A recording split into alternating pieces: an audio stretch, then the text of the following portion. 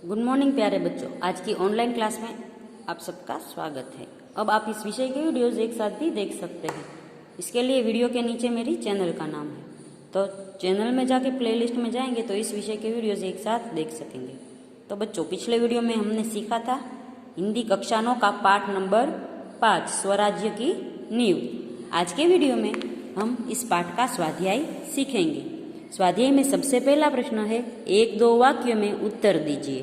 तो उसमें पहला है, रानी लक्ष्मीबाई की चिंता का कारण क्या था? तो रानी लक्ष्मीबाई की चिंता का कारण था कि बहुत प्रयत्न करने के बाद भी स्वराज्य उनके हाथ में नहीं आ रहा था। दूसरा प्रश्न है, बाबा गंगादास ने रानी लक्ष्मीबाई से क्या कहा था? तो जवाब होगा, बाबा गंगादास ने रानी लक्ष्मीबाई से कहा था कि समाज में छुआछूत, ऊंच नीच और विलासप्रियता के होते हुए हमें स्वराज्य नहीं मिल सकता। स्वराज्य केवल सेवा और बलिदान से ही मिल सकता है। तीसरा प्रश्न है, रानी लक्ष्मीबाई ने क्या प्रतिज्ञा की थी?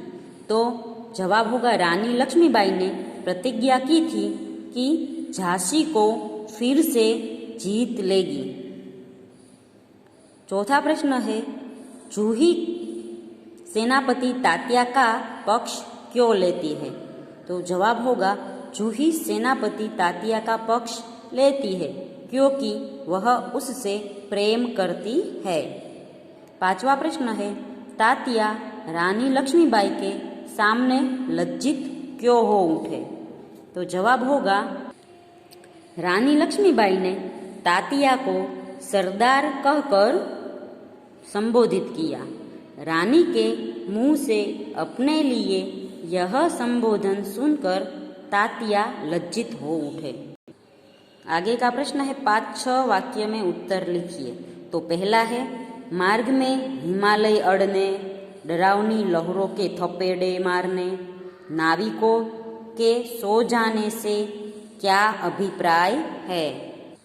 तो इसका जवाब होगा, रानी लक्ष्मीबाई को अपनी प्यारी झांसी शत्रुओं के हाथ में चले जाने का दुख है। स्वराज्य की मंजिल हर बार पास आकर दूर चली जाती है।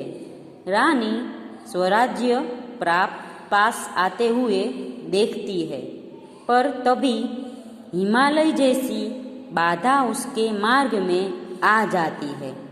जब वह इन बाधाओं को पार करती है तो मुसीबतों के महासागर सामने उमड़ जाते हैं। जब वे उन्हें पार करना चाहती है तो देखती है कि नाविक सो रहे हैं।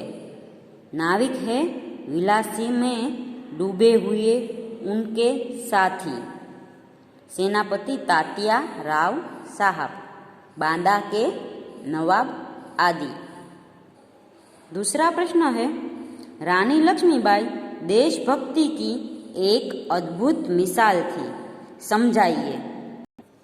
तो जवाब होगा, रानी लक्ष्मीबाई हमारे इतिहास का एक अत्यंत तेजस्वी चरित्र है। स्वराज्य ही उनका अंतिम लक्ष्य है। इसके लिए वे बड़े से बड़ा बलिदान दे सकती है। स्वराज्य की नींव बनने में ही वे जीवन की सार्थकता मानती है। उन्हें राग रंग से सख्त नफरत है।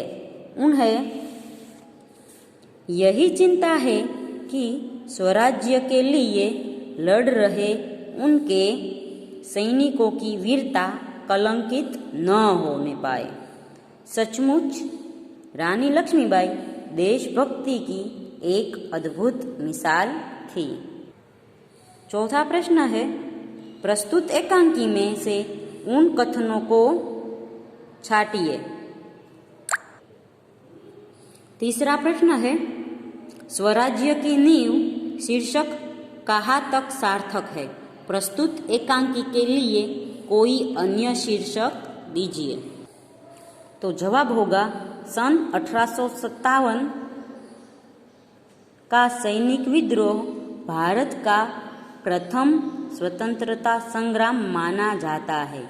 उसमें झांसी की रानी लक्ष्मीबाई, जूही, मुंदर, तात्या तोपे, रामचंद्र तथा रघुनाथ राव आदि ने अपनी अनोखी देशभक्ति का परिचय दिया था।